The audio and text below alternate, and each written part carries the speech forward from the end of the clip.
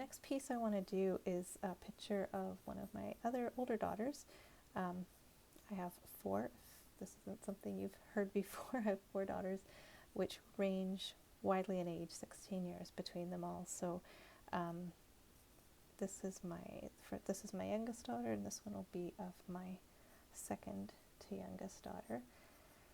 And I had a picture of her holding a bouquet of flowers.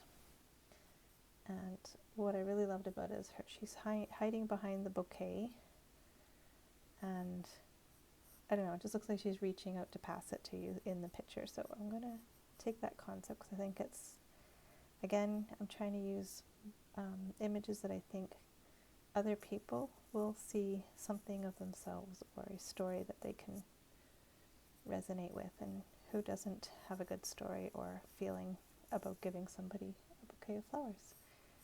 So that's what this one's going to be. Along with my other piece, I'm not one to, when I'm doing portraits, for sure I use the reference photo very exactingly. I would measure lines and make sure everything is exactly right. In this case, I'm just having some fun, and the accuracy of where the flowers actually go is really not the important part at all. I will try to pay attention to certain details, but it's okay if it's not exact. That's really not the point. So what I'm doing is I'll keep looking back at the photograph and just kind of judging the shapes that I'm seeing as they relate to one another. In here is a lot of foliage in the actual photograph.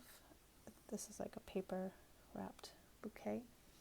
So I'm going to try to fit her in there in the back. So she is not visible very much in the picture. She's kind of behind the flowers.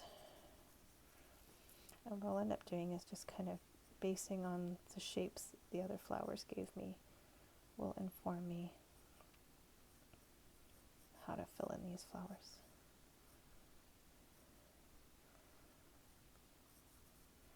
If I'm solving any mysteries for you, it might be that we don't always know exactly what we're doing, even if it looks like we do. So I hope you're enjoying this little ad-libbing my thought process as I go.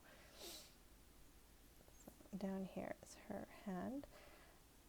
A lot of people struggle with hands in their work, and it's with each type, especially humans are a very complex thing to draw. We have very complex mechanics, and when it's off, it's obviously off. It's, you want to get it accurate. So hands I highly suggest using a photo reference for and practicing if you want them in your work, but there's usually ways to disguise them if they're not important to the piece, if you're struggling with them. But work on hands. Don't have odd hands in your piece if you haven't worked on them well.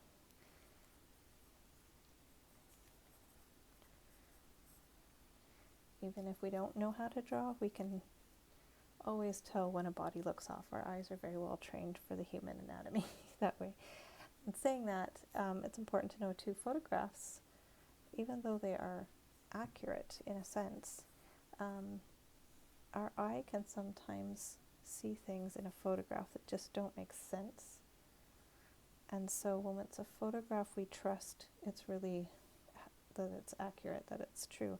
And when you turn that into an art piece, a painting of some kind, those details that just don't look quite right, it will look like you can't draw, is unfortunately how it turns out. So if you have a photograph that perhaps the subject is too close to the photograph, so their hands are too big, their head's too big, and their body's too small, when you're looking at the photograph, it might look perfectly accurate to you, but when you draw it exactly like that, it won't look right. It will look off, I assure you. So just watch that in pictures, and you know what, if you can just alter it by eye, go ahead and do that. As the artist, you're just trying to make a good piece of art, so don't be a slave to the photograph. if it's off.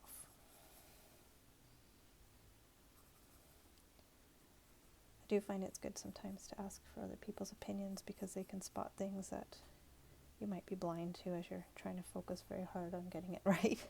You might not notice an odd proportion, so if you see that happening in my work, go ahead and let me know something's off.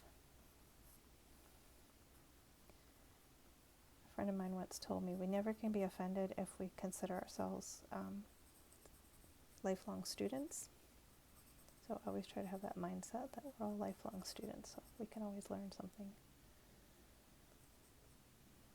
All right. So I've got the 2 sketches in.